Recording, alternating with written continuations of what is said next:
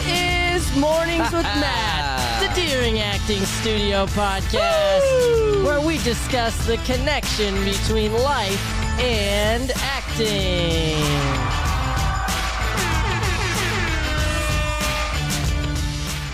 Alrighty, good morning, everybody. Welcome to Mornings with Matt, the Deering Acting Studio podcast. Do not forget to subscribe to this channel, like this channel, share this channel. You're going to want to, because we got a big guest here, Joey. But before we get there, hold on. Before we get there, ladies and gentlemen, it is Joey Sweeney's birthday. Joey, you're 21 years old, dude. Yeah, it's crazy. I'm old now. You're such an old man. Yeah, that's crazy. Totally. All right, we'll talk about that later. We got to get to our guest. So could you think of a better birthday present? No. Than our guest today? Yeah. I kind of talked to him about it, but I mean, it's pretty legit. Ladies and gentlemen, we got Mr. Seth Sherman, the co-president of Parabolic Content, on the show. Yes! Hey, good morning. How you guys doing? Dude, life is good. Yourself?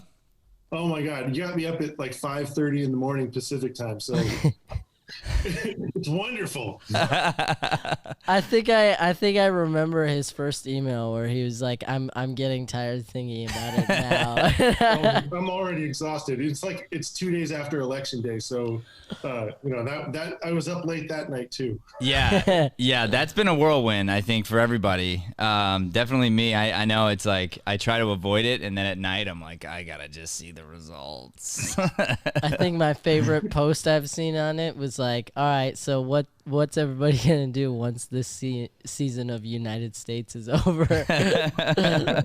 Hilarious. All right, Seth, talk to us a little bit about your journey, and who you are a little bit. You're doing some pretty big things.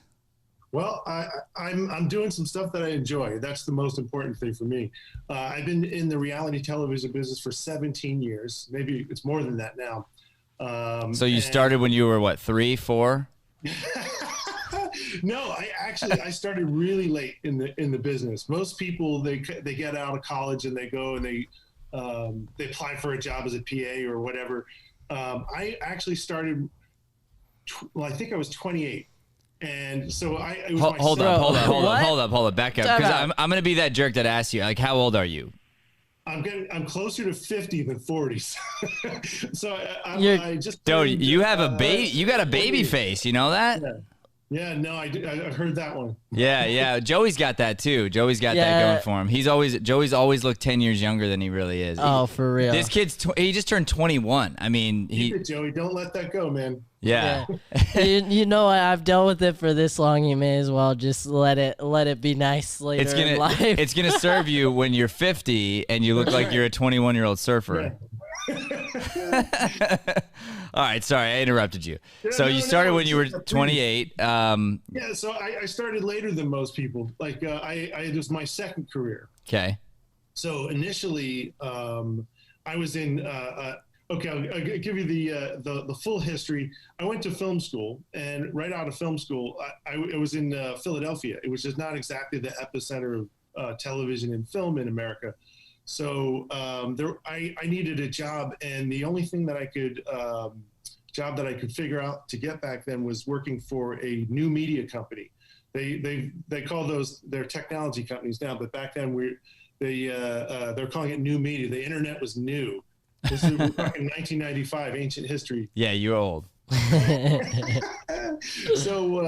So that was my first career, and so I was starting over when I was moved to Los Angeles in 2000, and it wasn't until 2003 that I got my first gig in television, and I was a production assistant. I was running around the valley in Los Angeles here, fetching people coffee and newspapers and delivering videotapes for $500 a week. Nice. How long did you do that for? I did that for 5 months, and it's the kind of that's how everybody starts in the business. And if you think that you're going to go to film school or you're going to take a course somewhere and then you're going to move to Hollywood and start pitching ideas for movies, it doesn't typically happen like that. Right. Yeah. Usually you have to the thing that you don't know when you graduate from college or from art school or wherever you trained, or even high school, is that you don't know what you don't know. And you need that time. You need that time as a production assistant doing most menial labor, because you need to understand the language. You need to understand the lay of the land, like how the business works. And there's no way to do it other than sort of hands-on training. Yeah, and I feel like if you're smart, you're gonna jump into something like that, and you're gonna actively listen. You're gonna be totally connected and grateful, and sitting in that moment and just going like, okay, I'm getting the opportunity to be around people who are better than me, who know more than me. Let me soak up everything I possibly can. I mean, the fact that they're paying me is like unbelievable. Instead of complaining about the $500 a week, it's like there's a different mindset between people who become successful, I believe. And the issue with a lot of people is they might even get down that same path. They'll go that way, but they'll already be skipping 4 or 5 steps ahead. And they'll be thinking about opening their own business way before they're ready. They'll be thinking about doing all these different things. And so they'll take for granted the opportunity they have. And you're a great example, obviously, here of somebody who's like systematically going through the process. And I can even say, like, already from your story, I'll go like, how lucky are you that you fell into the new media when internet was new? I mean, like, what a head start over the rest of the world, you know? Yeah, it definitely gave me some skills that I used to get ahead in television. And when I started in that business, CD-ROMs were new. That's how old I am. And that was like the hot technology. Before that, it was Laserdisc. And so but there was this thing called the internet that it just started becoming popular.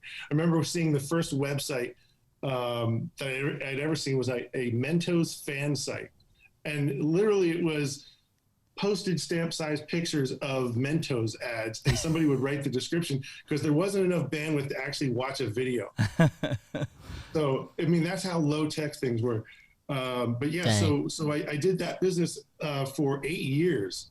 And some of the things that I picked up in that, there was a certain level of professionalism I brought to being a production assistant in television, and maybe a little bit arrogance too. But that I knew that I needed to have a goal. Like I knew I needed to have an elevator pitch. Like I knew that there were certain business skills that I would need to bring with me into television if I wanted to get ahead. The first place I ever worked was a place called Bunim Murray, which you guys may know. They did the Real World and Road Rules back in the day, The Simple Life. So I'm old enough to remember when The Real World came out, and that really was that was like the original. Was that the original reality TV, or was there one right before that? Well, you know, I take it back. It's actually The Real World is the third generally accepted reality TV show. The very first one was in the 70s, early 70s, and it was called An American Family. Okay. And it was on, of all things, the very unreality TV network of PBS. Okay. Yeah, and it was like, but what's interesting about that show was a direct inspiration for Jonathan Murray and Mary Ellis Bunim when they formed Bunim Murray, and they were going to do this show called The Real World. They were like, the thing about the American Family was that it chronicled a real American family in Santa Barbara, and it was supposed to, the filmmakers had set out to document the lives of sort of an upper middle class family, and they thought they were going to watch them go to tennis and have tea and things like that. And instead, the son came out as gay on the show, and the mom asked the dad for a divorce on camera. It was all the stuff they didn't expect to see, sort of the reality in reality television. Now, was it popular back when it was out? Yeah, it was popular. It was only one season, and because there was no such thing as seasons, they thought they were making a film. Sure. They thought it was like a 2-hour film. Instead, they're like, we have enough for like 10 episodes. So they ended up stretching it out, and that's what makes it a reality television show. Is just the fact that it was serialized into 10 episodes. I gotcha. And so all the same complaints about reality television existed then that exist today. The critics were like, oh, this family must be acting for the cameras. And then the other thing the family complained about was like, oh, they just focus on the negative parts. Like they didn't show all the good parts of our lives. They edited it. They distorted our lives. And it's interesting to know that those complaints that we always hear about reality television today, that it's A, that it's negative, and B, that people are acting for the camera, have been with it since the very beginning. That is interesting.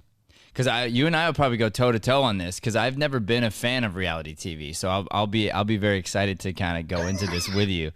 Well, I'll put the value. Let me put it like this. Reality television brings subjects into the public conversation earlier than scripted television typically does, and in a more prominent way. And I'll explain what I mean. For example, Ellen didn't come out on her show until I think it was 1997. Yet in 1995, you had Pedro Zamora, who on the second season of The Real World, not only was he out and the primary character in that series and gay, but he had AIDS, which was like a incredibly taboo subject back then. Yeah. And for that guy to have that kind of a platform on national television was incredibly rare. It was unprecedented. Yeah. The very first season of Real World, Kevin on the show, and it was the New York season of that show, he was telling his disbelieving white roommates, predominantly white roommates, about how he was racially profiled. We're still having that conversation in 2020. And so it's really interesting to see this stuff was coming up. These sort of big societal issues were being discussed in reality television before anybody was brave enough to really talk about them on scripted television. Even things like, if you remember in that era, scripted TV, they would have a very special episode to talk about uncomfortable topics like divorce. Right. Which, believe it or not, divorce was a taboo subject on television for a very long time. And they would do a very special episode, everything being wrapped up nice and neat by the end of the episode. And they wouldn't, and then the regularly scheduled characters would go back to whatever the next week's issue was.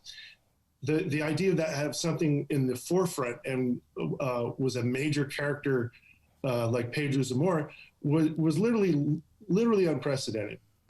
You wouldn't have had, they talked about racism on All in the Family with Archie Bunker, but the idea that that they would talk about all of these issues and get them into the conversation, just didn't happen. And I think part of the reason for that is that there's typically, there's one writer who steers the vision for each episode. Now there's a writer's room and they collaborate and they give ideas and so forth, but typically it's the pen of one person who scripts a piece of scripted television.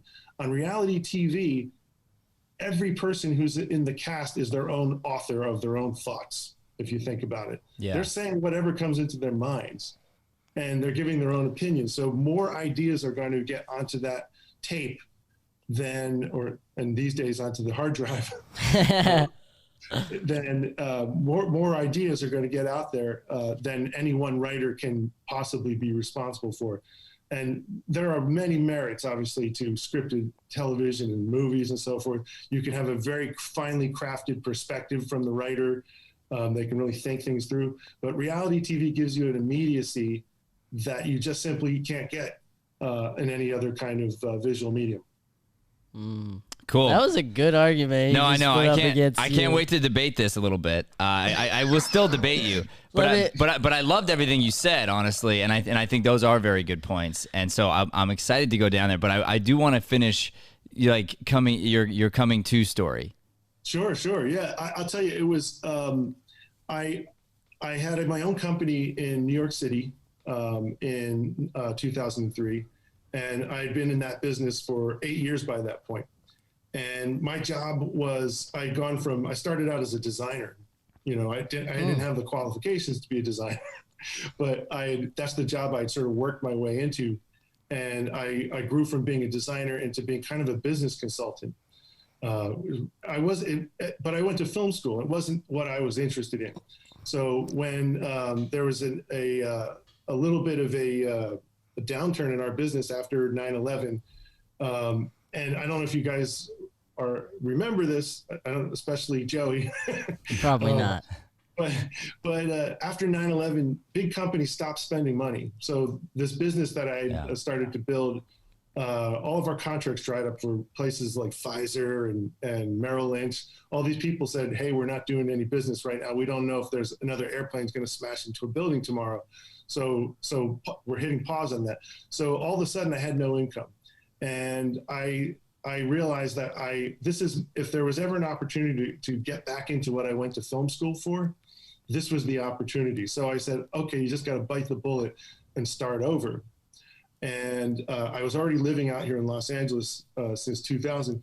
So in 2003, I had to really humble myself, and it was kind of tough, like to go in and be a PA that fetches people coffee and videotapes and whatnot. Like I was thinking to myself as I was a partner in my own business, and the idea is going to give that all up.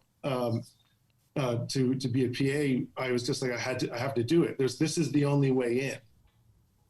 And because the truth is that people will let you do in television anything that they trust you to do. And I want you to think about that for a second, because it's if you can demonstrate that you are able to perform a skill or do a job, they'll pay you to do it. Sure. Like you now, every degree is valuable, and the learning is inherently valuable. But if you can come to a job and demonstrate that you can do it, nobody cares about where you went to school. It's kind of like sometimes, and I so agree with you here. And this is a great lesson for life, because it doesn't even matter if it's film school. Same thing with acting. Same thing with any job you might have. But it reminds me of because people don't realize how intense a filmmaking experience can be.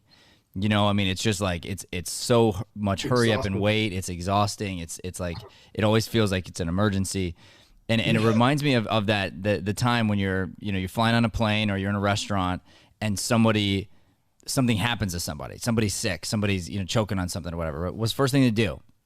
Anybody, doctor, nurse, anybody know anything about medicine? Anybody know CPR? And you just keep going down the list, right? And then it's like, I know CPR. And like, great, you get to save the person's life. Step right up, right? And it's kind of like that on a film set. It's like, like, hey, we've got a red camera. Anybody know how to run this thing? And you raise your hand, you really know how to run it. Next thing you know, you're the cinematographer. And I know it's not quite that easy, but having the skill set to back it up and be listening and being in the right place at the right time is great, but it doesn't do you any good if you don't have the skill set to back it up. Am I right? Yeah, and there's one other key thing is that you really got to know what you want to do. Yeah. Like, you can't go work at a job like that and just drift into something, because the thing is that you're competing with thousands of other people who know what they want to do and have done the research, have done the work. So when I went to Bunim/Murray, I made a study of that place. Like, I was like, I need to know how they run their business before I work there. I need to know what the different departments are, and there's post-production and there's production, and there in post-production, there's editors, there are story producers. I needed to understand what those different jobs were, so I knew I would know what I'm shooting for. If you don't know what you're targeting, you're going to end up someplace someday and you're going to be very surprised. Yeah, right. It's like most people don't get in their car and just start driving. Right. Like you have a destination. Totally. And it's the same thing for this kind of business. And people, and that's, I really think it's important to have your elevator speech. I'll tell you a little story. So the founder of Bunim/Murray is Mary Ellis Bunim. She's one of the co-founders. One of the regular jobs for the production assistants was to drive Mary Ellis around. At that time, she was very ill. She was dying of cancer and would end up dying while I was still working there. So one of the jobs was to drive Mary Ellis to and from different appointments that she had. And I knew that if I was going to get in the car, I had it on my schedule for it was a week early. So I knew I was going to be in the car with her for like an hour and a half, driving her to San Diego to the Real World set. And so I was like, I have to know exactly what I want and what my pitch for myself is and what my ask is. And that's the important thing. At the end of the pitch, you have to be prepared to say, hey, can you help me do this, Mary Ellis? Right. Because if you don't, you're wasting an opportunity, and there's, so I had my pitch ready. I wanted to be part of the story department. I'd done my research and figured out that's the thing. Those are the people that sort of craft what the vision of the show is, and there's a hierarchy there, and it's a steep climb to get to the top of it. But I was like, I want to get to a position where I'm in charge of the creative of a TV show, and that seems like the best way. Yeah, you could go to the camera department, and that's a great way to get into something. Or yeah, you could go into the production side where you're planning the logistics of shoots. But it seemed like those weren't necessarily leading to the creative lead role on a show. So I was like, stories where I got to go. So I knew that. And sure enough, when I got in the car, she said to me, probably about 10 minutes into the ride, she's like, so what do you want to be when you grow up? Ding, ding. Yeah. And I told her, I said, hey, I want to work in your story department, and she said, she was like, okay, here's what you do. And it was a really, important day for me in my career. Like she said, when you get back to the office, you're going to go talk to Joyce Corrington, who ran Real World at that time. And she produced and written movies for Roger Corman before she got working with Mary Ellis there. And I went and I sat down with her and I said, hey, Mary Ellis told me to come see you. And Joyce was like, okay, I have no spots on my team, but she sat there for an hour with me and told me, she's like, here's everything you need to know about story. And she explained how they made the Real World and what was important about it. And it was a gift, and it would not have happened if I had not been prepared getting into that car ride with Mary Ellis. And there are a few other things I did. I had 4 different drinks ready for her when I got in the car. I didn't know what she liked, but I had iced tea and I had water and whatever.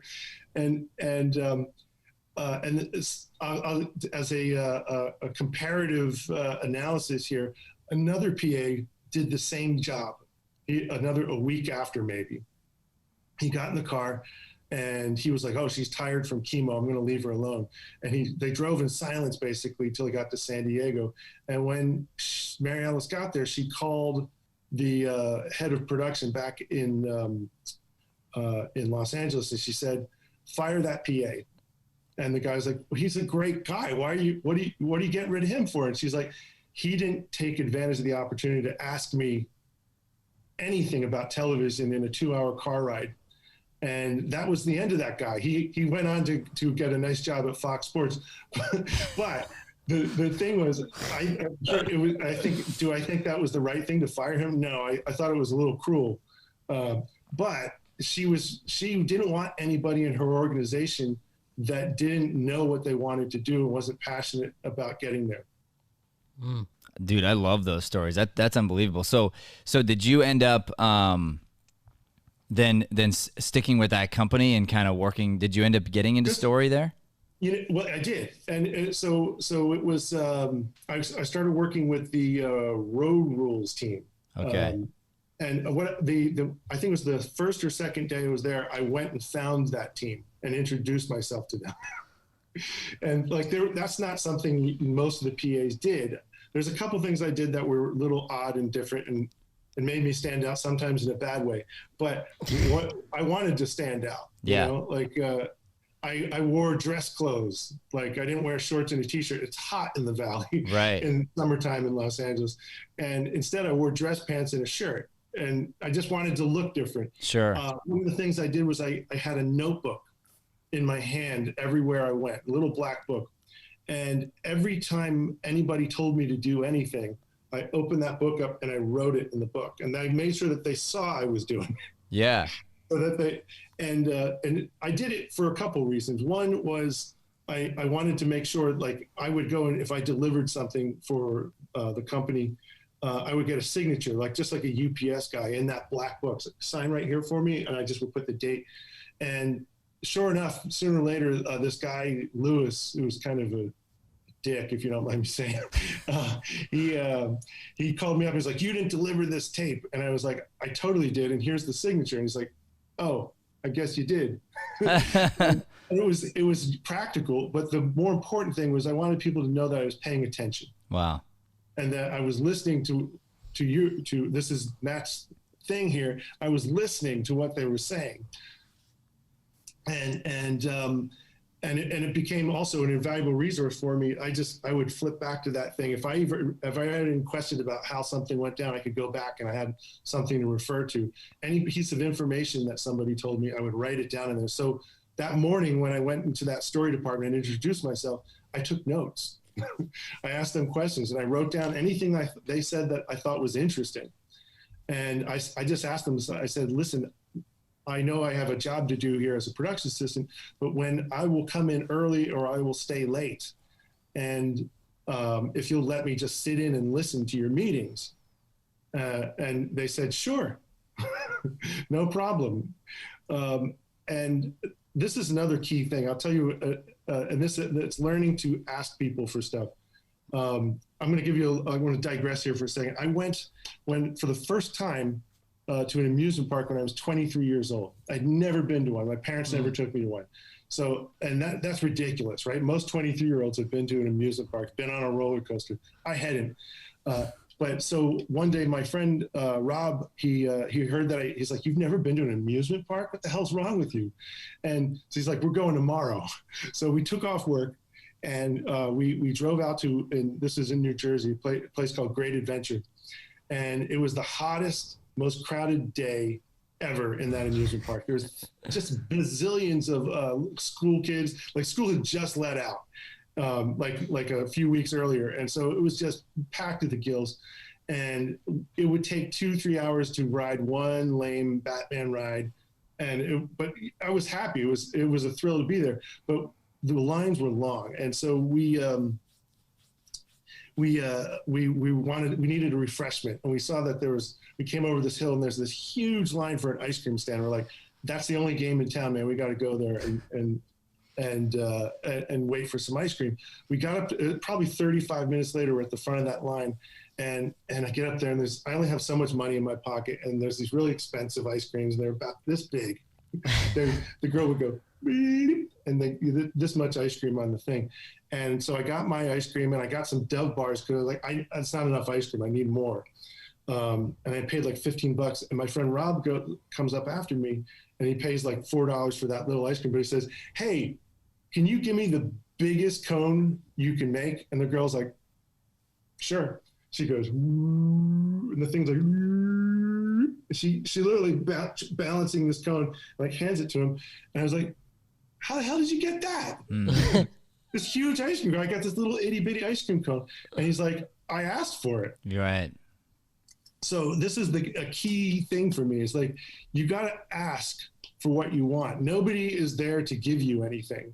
You know, if you don't ask for what you want, if you're not in that car with Mary Ellis Beaman asking her to work on the story team, no one is there to do that for you in life.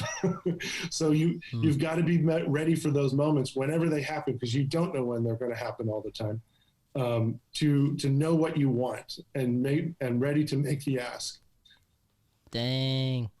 I love that. I am just spinning over here with ideas, because I love your story. I love your mindset. I agree with everything that you're saying. So I'm gonna rewind for everybody that's watching right now and just kind of put a couple things into even a different language here. So one of the things we preach, and Joey can attest to this, one of the first things I say walking in the door is, if you want to be the most influential person in the room, become a servant. Mm-hmm. Find a way to serve others and get noticed serving others. Don't do it to get noticed, but by the way you do it, it's impossible not to get noticed. And I use the example all the time of getting a drink for somebody, knowing, researching, finding out what does that person want. It makes a huge difference, and you become the person that they didn't even know they were thirsty, but because you were listening so intently, you could tell that they just barely adjusted their mouth. And next thing you know, you swing by, you put a drink in front of them, and you disappear without even like wanting a thank you or something. And then what happens is over time they go, who brought me this drink? And they're like, oh, it was the guy dressed up, that one guy, and now because you're branded, right? So you're branded on your set. They're like, oh, it's the guy that dresses up every day. What's that guy's name? I don't know. And then they go find it out. And then next thing you know, you start building a name for yourself. So become a servant, right? Yeah. And then the next thing that I talk about is the most powerful person in the room, I believe, is the best listener. So what you did was you basically invested your time, because that's what you had at the time. You invested your time and gave it away in order to listen, in order to soak in information and become intelligent. And then you had something to offer then. And you realize that knowledge, there's nothing more powerful than knowledge. There's nothing more valuable than knowledge other than maybe time. And so now you're gaining this knowledge. Well, now you become the other thing you mentioned was trust. Trust is massive. If I can't trust you, then we can't be doing something together. I mean, literally, dude, we just talked about this yesterday morning, right? Yeah. So this concept of trust is like, if you are the person who Trust is key. Who the king trusts, you're the king's advisor, and you serve the king, and you are always there and responsible and listening, you are now the most powerful person in the room. Because the king's going to trust you, he's going to ask you advice, and you're going to give the advice, and then you're going to be the servant. And I mean, there's many stories like in the Bible and different places where it's like, this is like a clear path to becoming one of the most influential people in any industry and in life in general. You want to find a way, like, how can I serve? How do I listen? How do I gain trust, earn trust? You know, I love the notebook thing. I think you probably invented that, you know, because I'm sure like on sets, they probably do that now. They probably do a lot of that signature stuff. I know, you know, UPS didn't used to do it. Now they do it. And it makes a lot of sense, but you were doing it for a particular purpose. But I look at that in so many ways too. Like you can go back to that black book and be like, someone's like, hey, go get me a Sprite. You're like, got it, Sprite. And you come back and then you're like, okay, X person loves Sprite. I've got it in my list. Now they don't even have to ask me next time. I'm going to already have it ready for them. I know something special about this one person. Why are you laughing? But now can you please sign for this Sprite? Just got to do it, you know. No, that's hilarious. Procedure, protocol. I freaking love this story. I think it's so incredible how you came up and more importantly, in my opinion, why you're successful and why you're doing what you're doing and you're going to keep doing great things is because if you keep that humble heart and you stay like grinding in that way. I mean, I also say this too all the time. Like, I don't know what I don't know, and now I know that. I didn't know that before, you know? And so now I'm like, I understand this concept of I don't know what I don't know forever. And it's really liberating and exciting, but it also, it's empowering to come at life from that perspective. You kind of keep yourself a little bit, you know, grounded, I guess. It's a great deal. Having the vulnerability to admit that you don't know something is the first step in learning anything. And if you don't think that there's anything to learn, you're never going to learn anything. And so that's what that exercise in realizing you don't know what you don't know is all about. Did I mute myself? No, that's just, can I share something for you on the screen? This is going to be, it's really speaks to the, when you mentioned branding at the top and you're like, you mentioned the idea like, hey, who was that guy? I definitely realized that in that first week I was at that job, I was like, I need to brand myself. Right. I want people to know my name because a lot of them don't know. They're just like, that's the guy that dropped off the tape or that's the guy that dropped off my coffee. But let me show you something. I'm going to share my screen. Oh, you disabled screen I got share? I got you. Okay, hold on. I want to show you something that I made something. I had some design skills, obviously, because I'd been in new media for 8 years before that. And I taught myself Photoshop and all that stuff.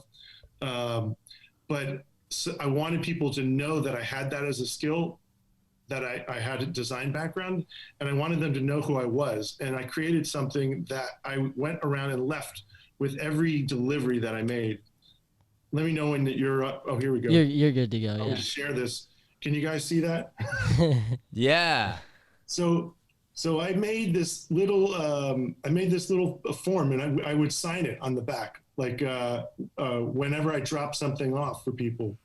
and or I'd circle with a mighty yellow highlighter, like who dropped it off. I would circle my face. I'm the second one in there. Yeah. And it was, but it was a funny way. I was inspired by the Marx Brothers. If you remember what those old movie posters looked like. Of course, yeah. Or the Three Stooges or something like that. So we had to, one of the jobs for the production assistants at Buena Murray was to prepare these snack trays of junk food to leave in the different departments. In TV, there's a thing called crafty or craft services, which is just there's an endless amount of junk food available at any time for you to fuel people so they can keep working. But so I put that down there, suppliers of snack trays, can-do kind of chaps. But it was something. It's stupid. It's just this little picture with 4 faces and our names on it, But people knew who I was after that. I left that thing with every delivery that I made, and in addition, I made it look interesting. It looked kind of like an old movie poster. And a few days after I started doing this, the senior vice president of development at Buena Murray, a guy named Scott Freeman, came running into the production assistant area. He's like, "Who made this?" And I was like, "I made that."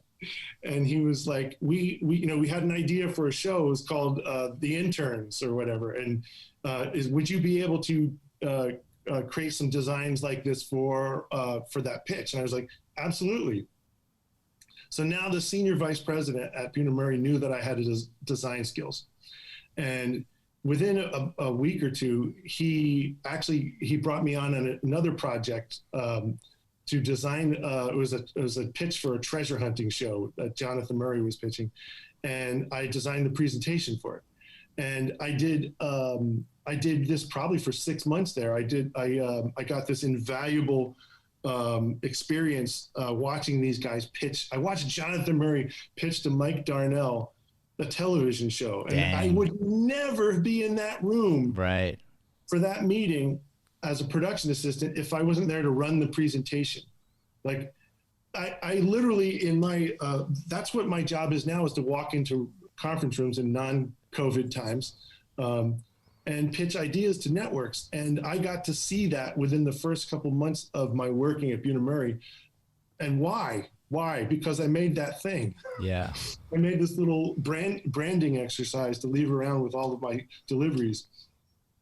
Bro, it's so incredible, and I'm looking at so again I got to go into this conceptually into personal development, because you're just like a token child for the personal development world here, and yeah, you're in this stuff, and anybody else could picture this and say, oh, woe is me, and I'm not getting paid, and this and that, and I'm doing more than I'm getting paid for, and they could get scornful about it and be negative, and you're finding ways to do more, and that's what a lot of people call going the extra mile. So you're always willing to do more. So around here, I always say, for any client that we have, whether it be a business client, any one of our students, anybody who's on the show, even, like, for me, everybody is equal. Like if a child comes in and they're 5 and they're shy and they just want to try acting, they are of equal value in my mind to the famous person that walks in who's already famous and wants my coaching. And of course, like, one makes me more nervous than the other, I guess, but they're going to get the same amount of me is going to go toward them, right? And so I always say, I'm going to deliver 10 times the value that I'm charging you. And if I do that consistently, then eventually I'll be charging what I was giving value for. But then by that time, I better be giving 10x more than that. And that's exactly what you're doing here, is you're giving 10 times the value by creating things like this. And I go back to servanthood. You notice, Joey, it wasn't just his face on the thing. Yeah.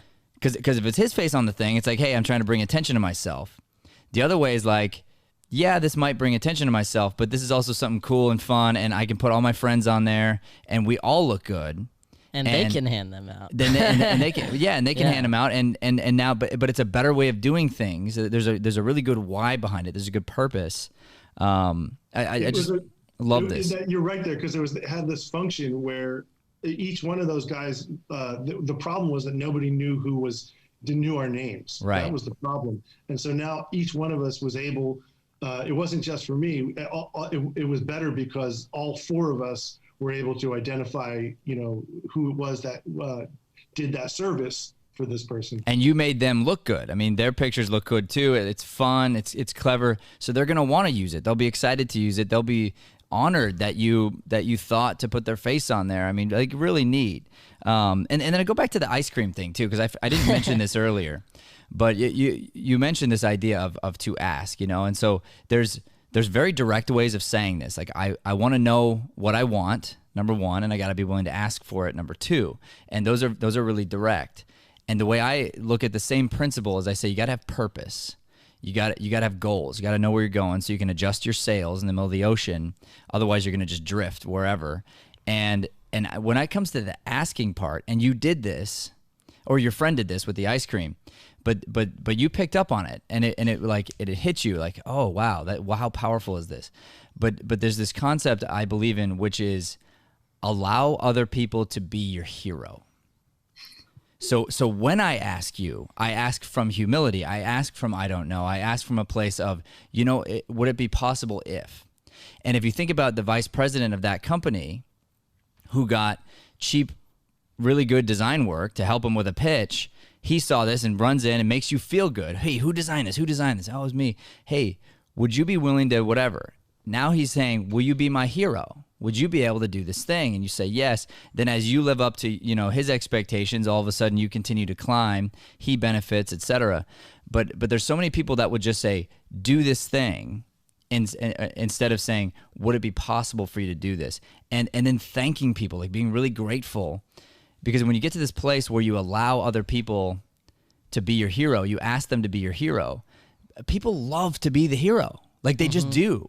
So if I came up to the ice cream girl and I was like, your ice cream, it's pretty, that's not a lot of ice cream. So you need to put more ice cream on there.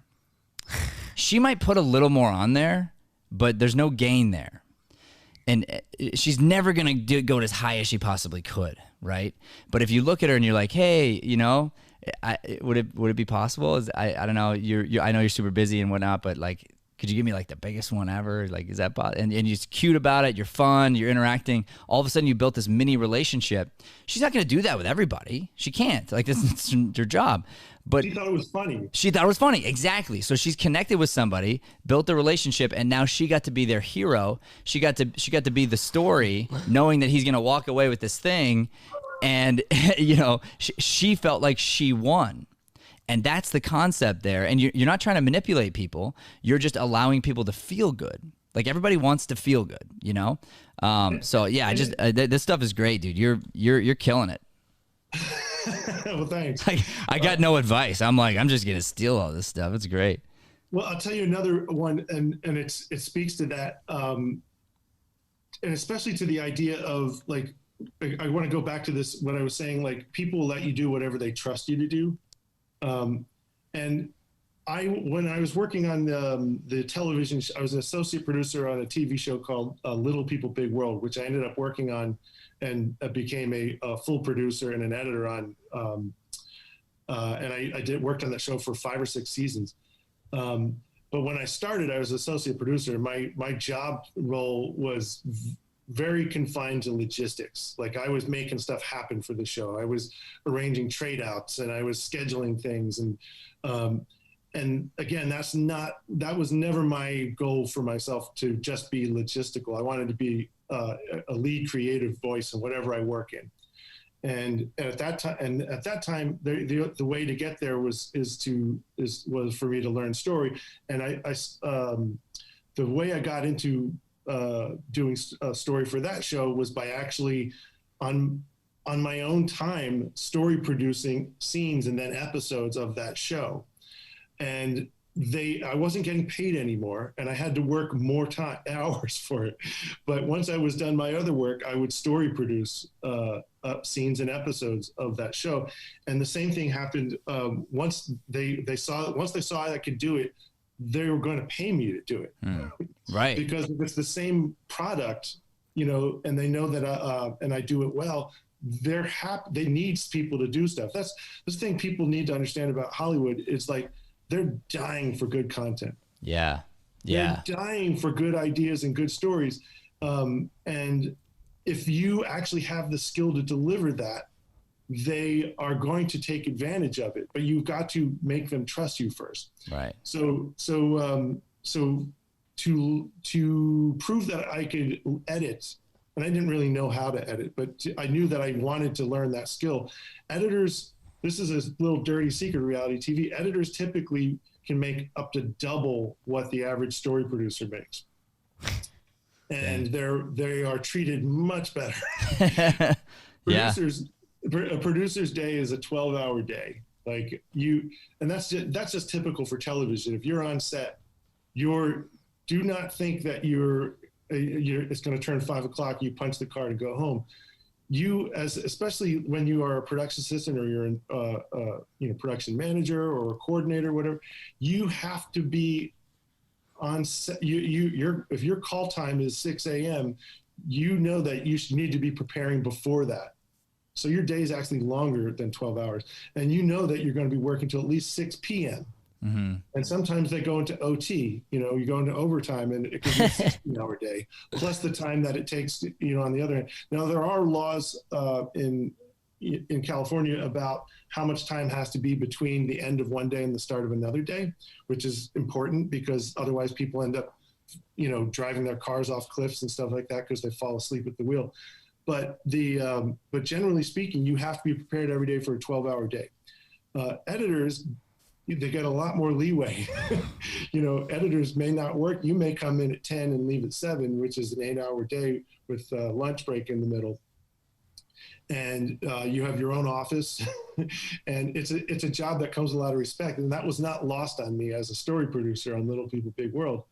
I was like, and an editor actually told me one day, I delivered her a string out.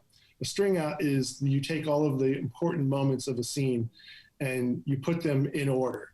And you're not editing it for picture or sound quality. You're just taking the important moments and putting them in the proper order. It's like a puzzle. Sure.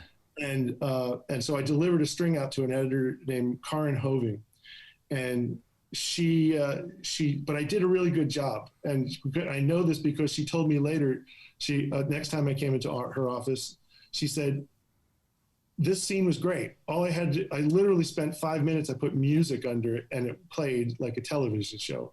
I didn't need to do anything. She's like, what are you doing as a producer? You're wasting your time.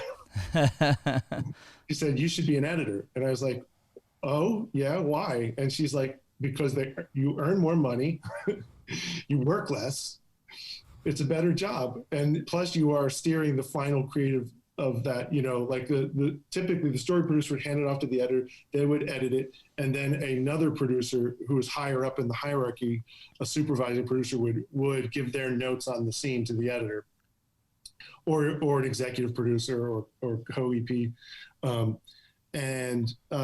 So I said, okay, well, how do I do this? And she told me a few things, and she said, you're just going to have to teach yourself. Because I don't have time to teach you, but you should. And she said, it's not rocket science, like, if all of us can do it, you can do it. So I sat down, next time I saw an empty edit bay, somebody went on vacation and their bay was open for a week. So I would go in there every day after I was done doing my primary job as a story producer, and I would just learn how to edit. And I would save up, okay, I don't know how to do this. How do I adjust the volume on this track? I would write that down, and next time I saw one of the editors, I would say, hey, could you show me real quick how to adjust the volume on this track? And they'd be like, sure, here. So nobody has the time to sit down and give you an avid lesson. Which is funny because back then you couldn't just Google it. No. Which is hilarious now because Joey and I've had this conversation many times. He'll be like, hey, I don't know if we can do that. I was like, all right.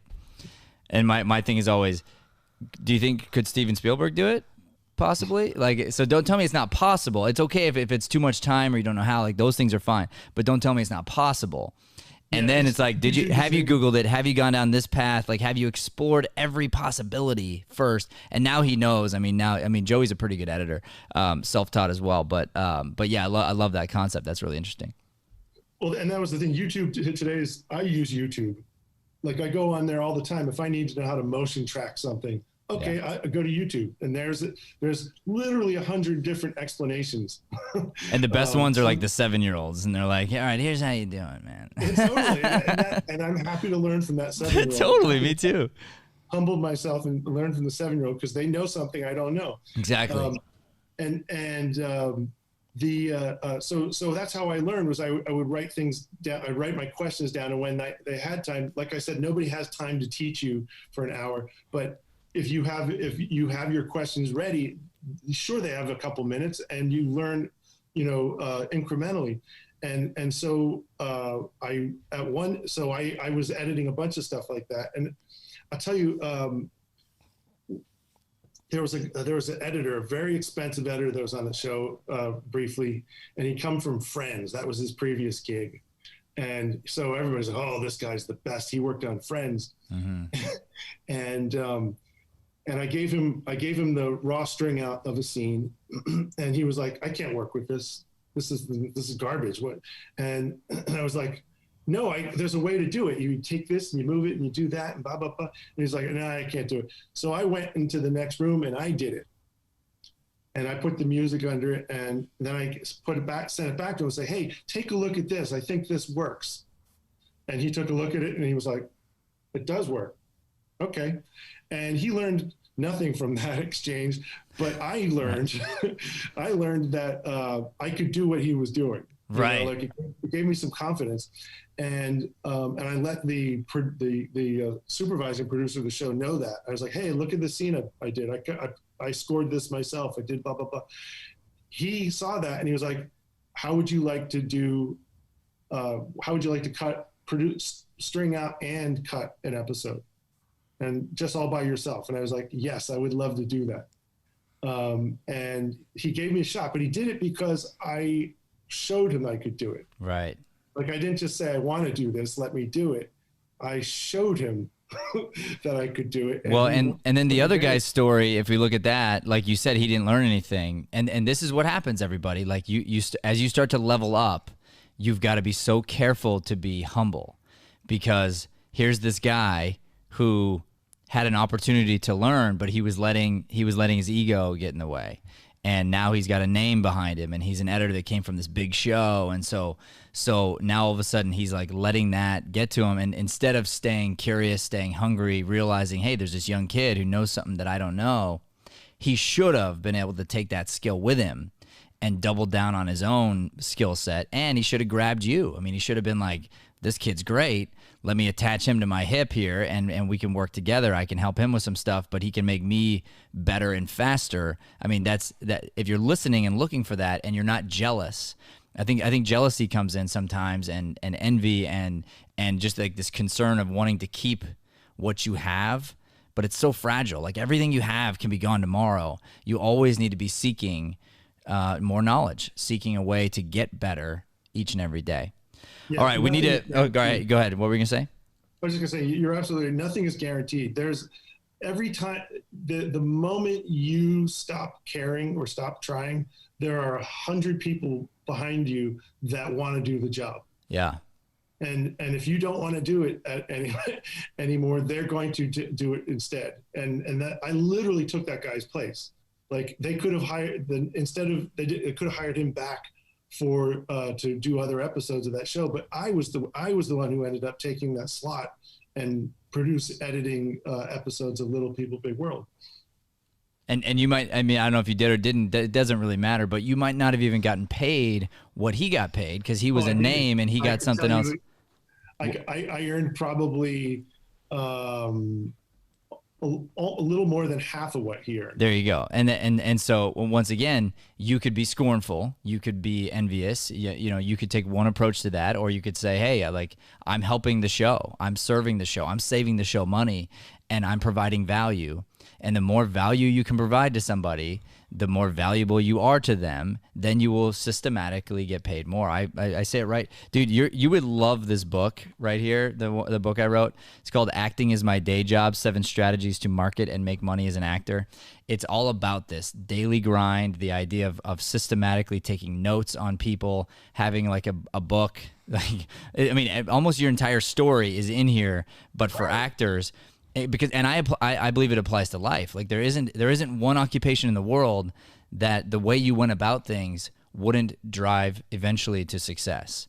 Like if you go back to the amusement park, if you had a purpose and you really, really, really wanted it to be like I don't know, some sort of an executive at Disney or something, you could have found your way there starting from the ice cream person.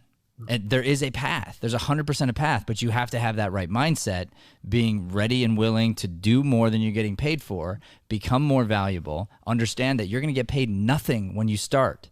Matter of fact, you might have to pay somebody else and be grateful. Like that's how it goes. You know, you get paid what you're worth. And so instead of complaining about what you get paid, you have to go, okay, I'm getting paid what I'm worth. How do I raise my value? That should always be the question you're asking yourself. Yeah, absolutely. All right, we need to get to the end of your story and where you are now, because I want to debate with you on reality TV.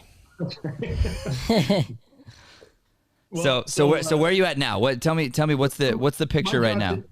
So a few years back, I became the vice president of development at 3Ball Entertainment. So 3Ball is one of the largest independent reality TV companies in America, and my job as vice president of development was to pitch new shows. I come up with ideas, develop them, and developing me literally you're jack of all trades. You know, I will produce, I will edit, I will do my own graphics, whatever I need to do to get the job done.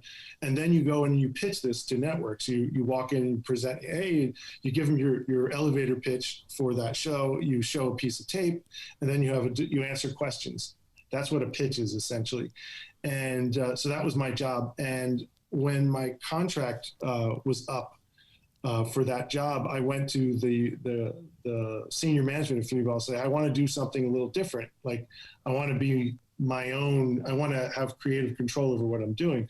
And they trusted me enough to form a joint venture with me. So I brought in a really amazing business partner, a guy named Rick Sasson, he was the senior vice president of development for All 3 Media, for their Studio Lambert, the guys that do Undercover Boss and a lot of other shows. Okay. Before that, I had met him at Gurney, where he was in the vice president there. He did like Duck Dynasty and a zillion other shows at Gurney. But so I brought him in as a business partner, and we formed a joint venture with 3Ball, which is now called Parabolic Content. And so we get to do the same job that we were doing for other people, but we're doing it for ourselves now. We get to, before I would have, somebody would say, hey, I think you really should do a show about this. And I'd have to go and do that. Now I am deciding what I want to pitch. Now I'm in charge of saying, hey, I'm really interested in this particular subject. Let me try and develop something around it. And so that's sort of the key difference is I'm not answering anymore to a boss who's sort of guiding the stuff that I put together. Now I just, if I think somebody's interesting, I go and pitch it, and which is really cool. It's a cool job. And so we have a show that you can on Discovery Channel called Guardians of the Glades, which you can check out on the Discovery Go app. And occasionally you'll see it on the schedule. You can see it on air. It also airs on Animal Planet. And we have a show for Travel Channel called Alien Highway. And we're constantly pitching new ideas. So we have a bunch of things that are in development at networks right now. That's awesome. Can you tell us about those two shows real quick? Yeah. So Guardians of the Glades is a show about a guy named Dusty Crum and his team who hunt pythons in the Florida Everglades.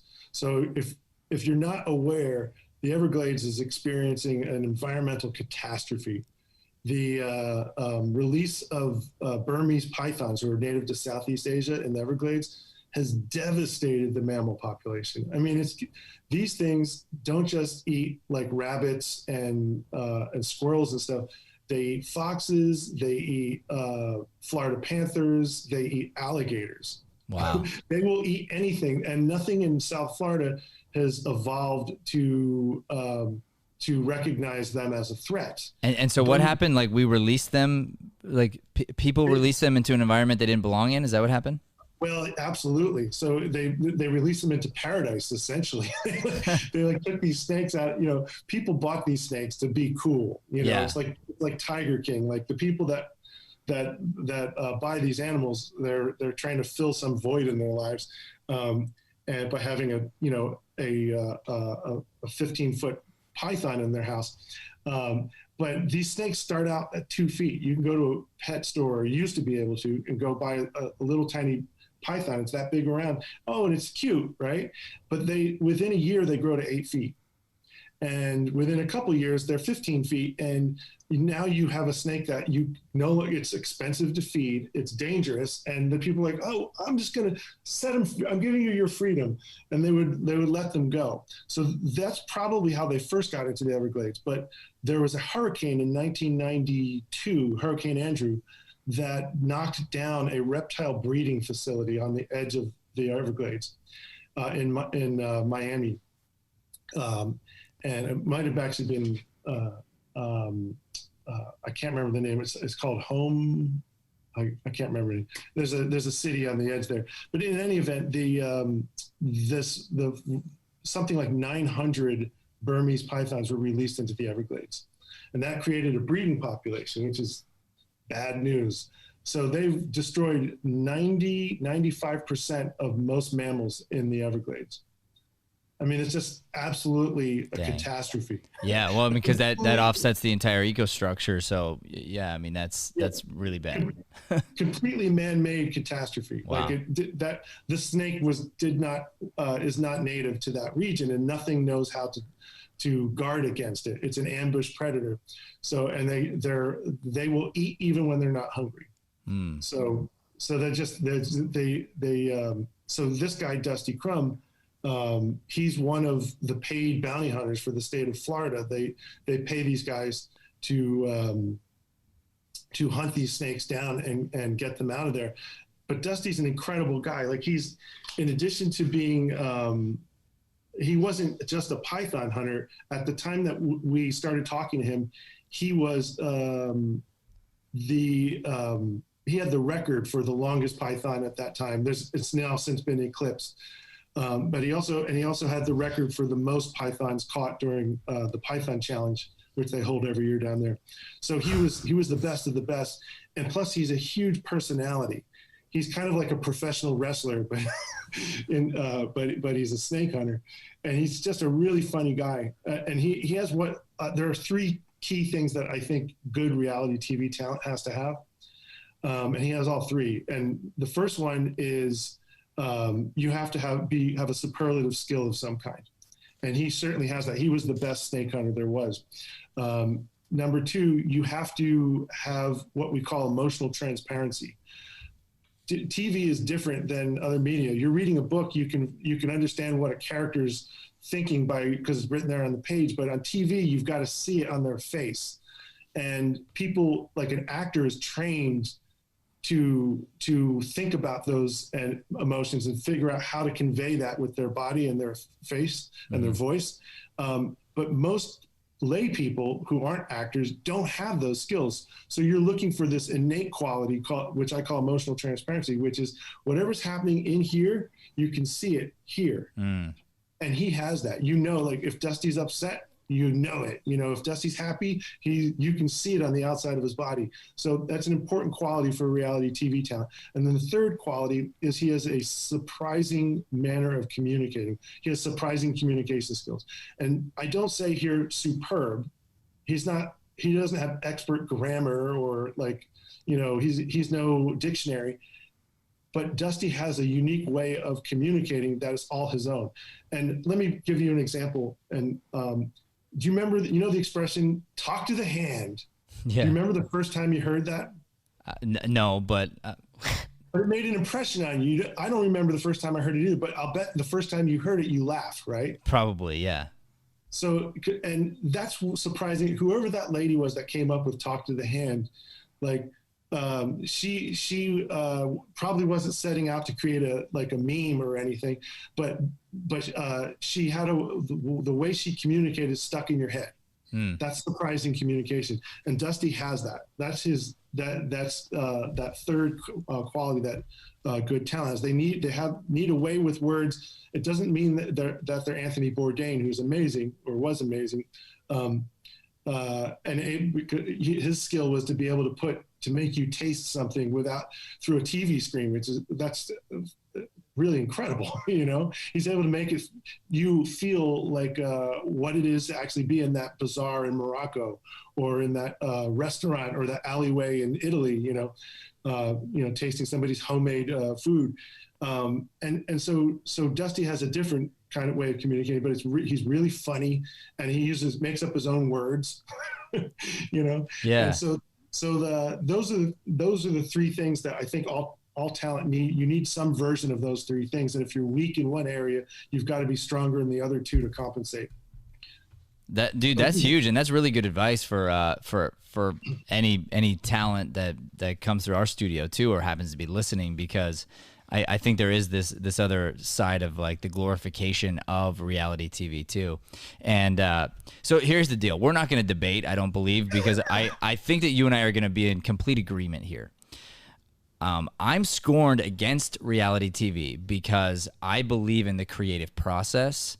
I know what it takes to form a character and to be an actor and to put on a good show, something like Game of Thrones, etc. Like I respect that, and I tell people, you're voting. Like when you watch TV, you're voting for what you see more of.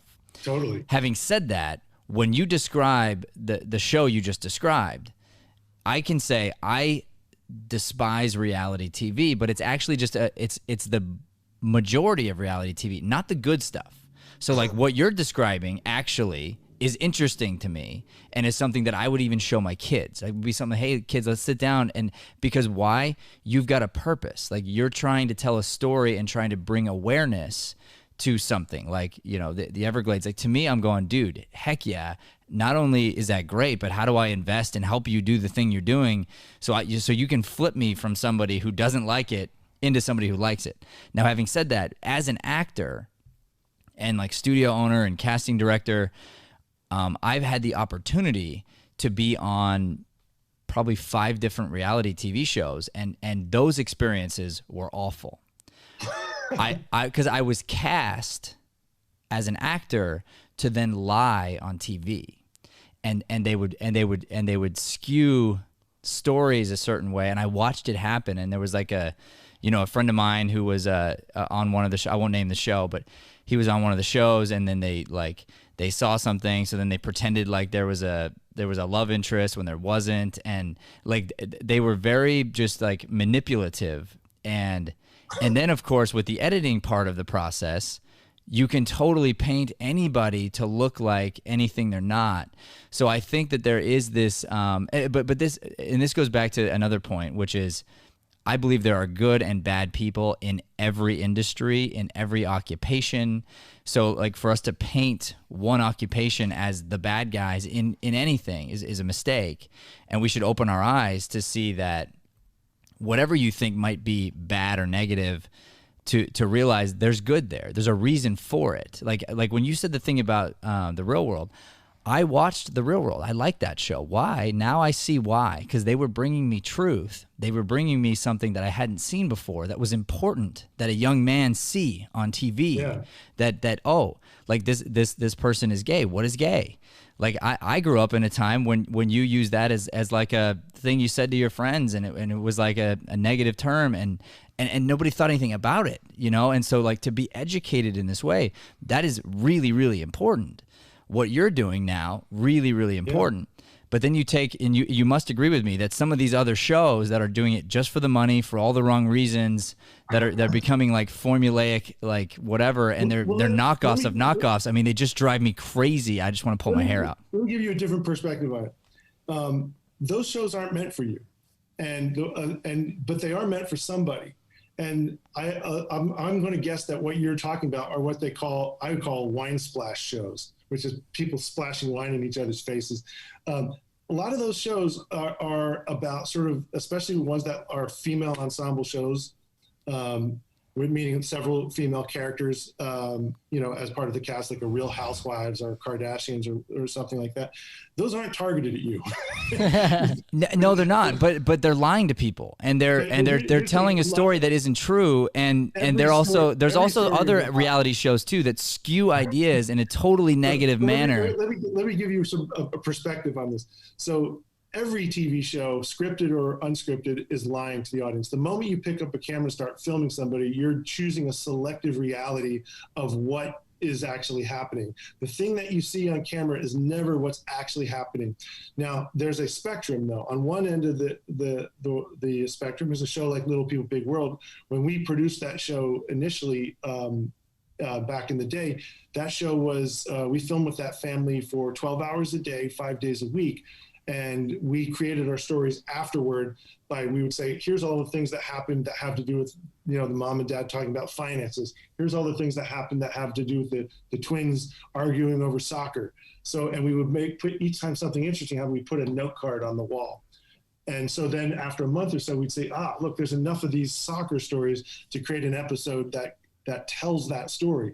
Is it the exact truth of what happened? It can never be, but it's a fairly faithful document of what happened in their lives. On the other end of the spectrum are shows that are soft scripted, like the Kardashians, where they are taking moments from their lives and they are reenacting them essentially for the camera. Why? Because these things don't happen on a schedule, but a TV show has to. TV shows, to make money, to be profitable, you need to be able to get an entire episode's worth of material shot in 4 or 5 days. So the reality is that all the interesting stuff that happened on Little People, Big World over the course of a month, they've got to squeeze into 4 days. So what do? They soft script. They say, okay, Kim, what happened? What interesting things have happened in your life in the 3-month hiatus between seasons here?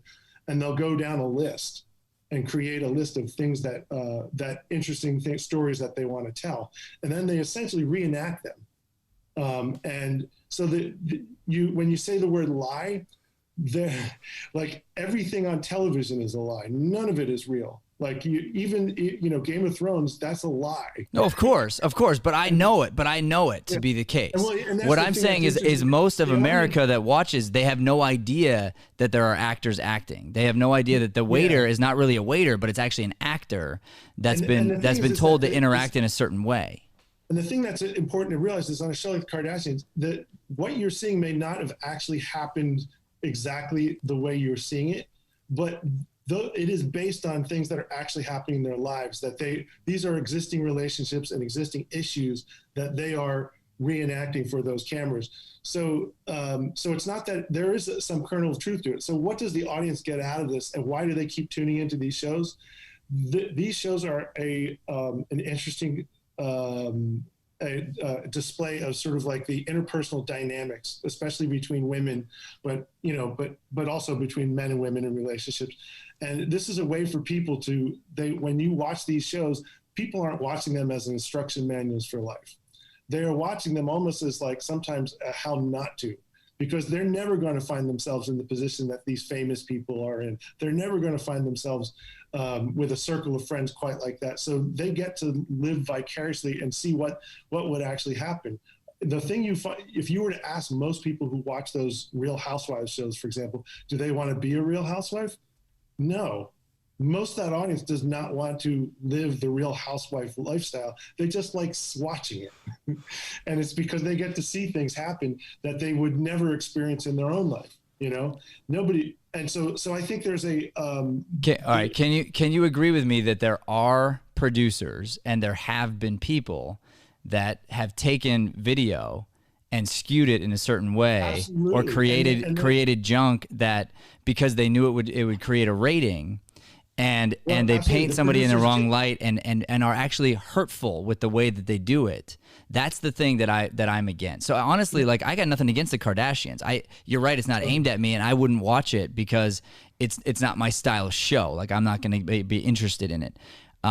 However, I actually have nothing against them. Misrepresentation is that I'm not into that. Like the shows like The Real Housewives, those people are all willing participants in those productions, like the idea that you would take somebody and misrepresent them as something they're not in television, that to me is unscrupulous, and that isn't something I would do. Thank you. That's what I was talking about, and I believe that comes from a thought process of trying to shortcut.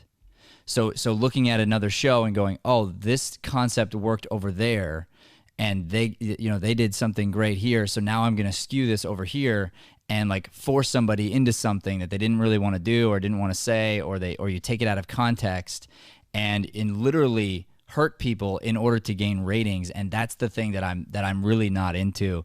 And I know that's not across the board, but there are good and bad people in every industry. And I think it comes from a lot of the knockoffs of some of the greater shows.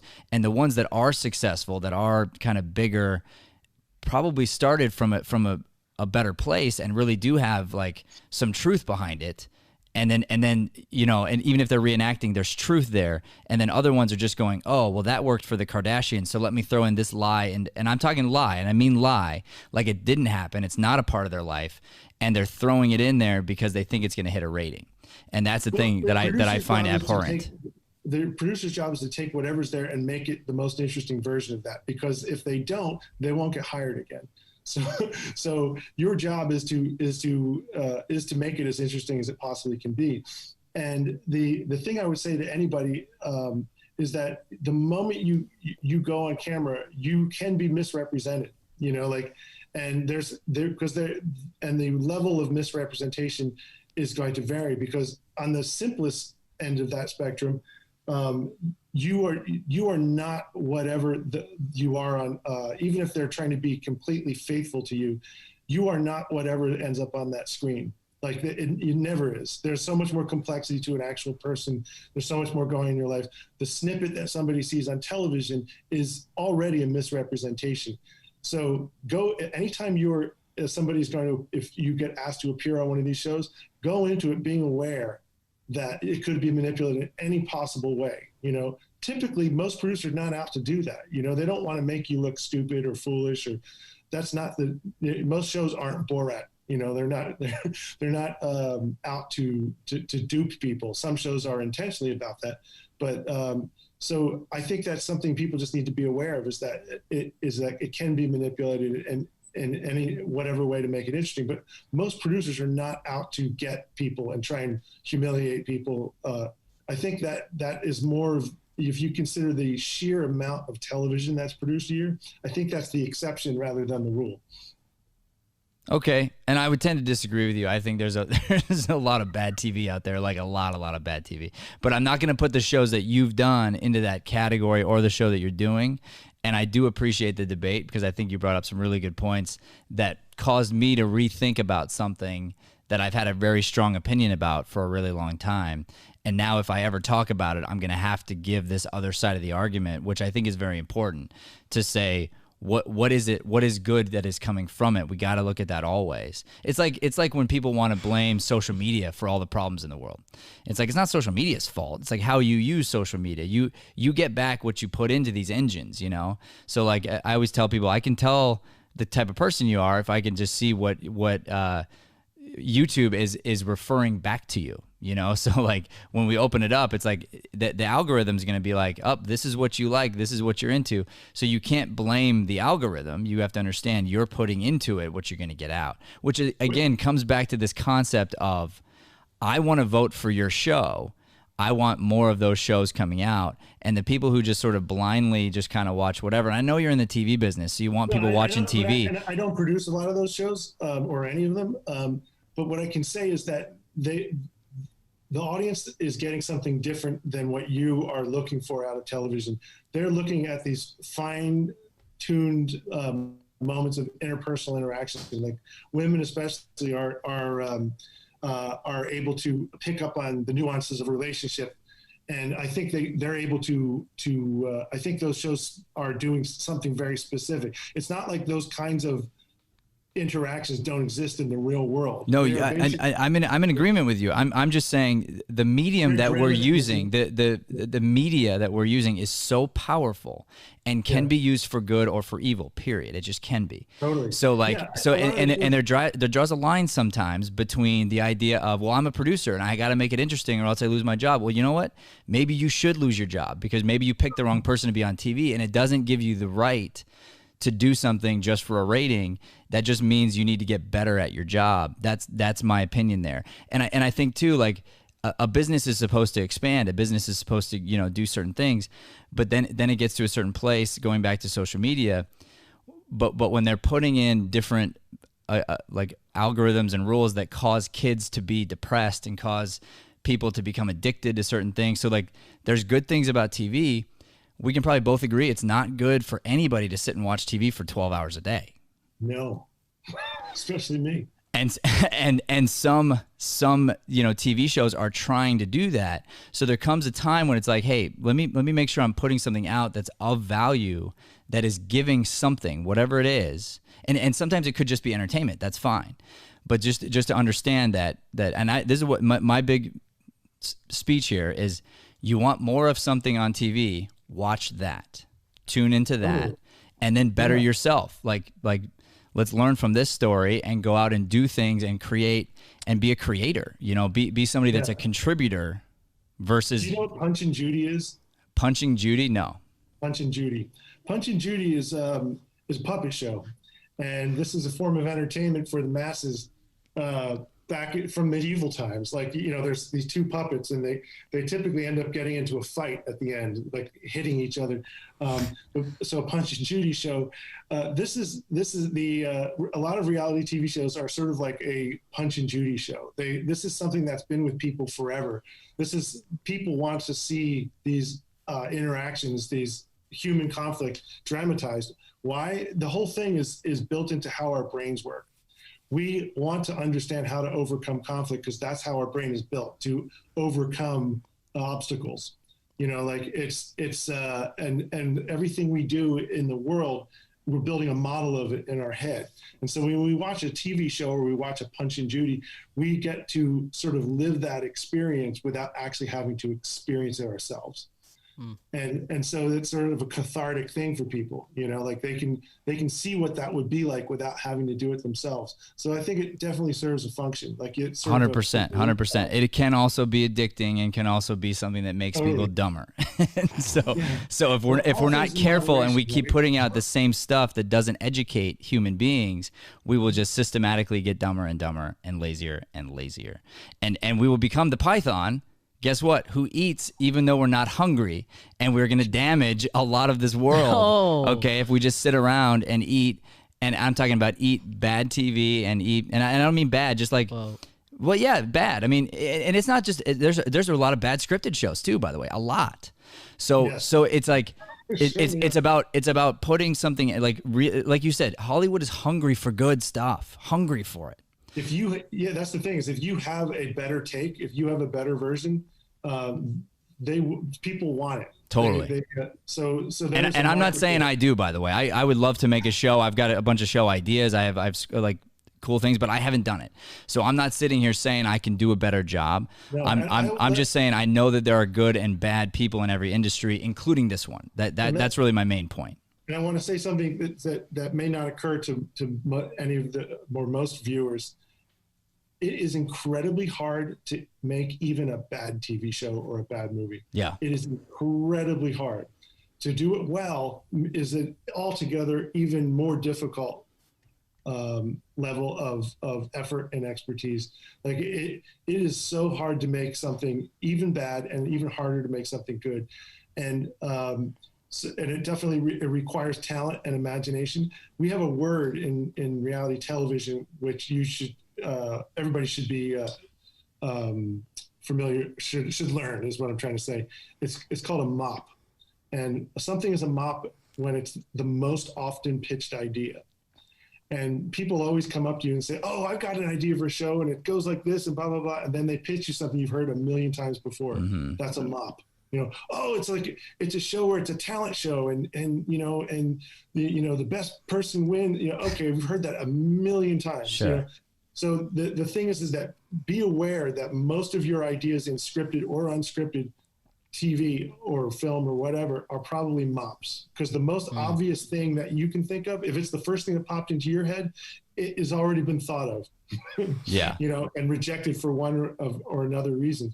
So it takes real work, real effort, and real thought to come up with something that's truly different or novel or that hasn't been seen before. And if you're willing to put in that work, though, I'm here to tell you that it's possible to get to that point where you can see it on TV. All right, thank you, ladies and gentlemen. We got to end this, right? I've been the worst debate moderator ever here. But the ending score was Seth 7, Matt 7. It ended in a tie. Well, and I want to say this too. I was taking tally, and there is a scoreboard. That's hilarious. Oh, there's a scoreboard online? Oh, yeah. Oh, that's great. That's great. Tried harder. I didn't know either. I would have added sound effects. Trust me. Yeah, I was sitting here trying to learn how to run the scoreboard because we haven't done it before. But I was like, I got time to produce a little bit. And, So I'm going to refute my own argument really quick as we end the show. I'm going to say also, because I mentioned bad TV, and I said that. And I don't want to be offensive to anybody, but there is bad TV out there. But guess what? You're right. It is super hard. We finished a few projects before. It is so hard to put something out there that's great, and it's so vulnerable because you're going to put it out, yes. and then the world is going to criticize it. Even the best of the best shows get nasty, awful trolls and criticism. So knowing this, you have to put out bad in order to make good. If you don't put out bad stuff first, like nobody just comes out of the gate good. So I am not condemning people that are doing things, that are trying out new things, and I really appreciated our debate, by the way. It was great. And congratulations, Seth. Matt just lost a point at 6-7 because he refuted. There we go.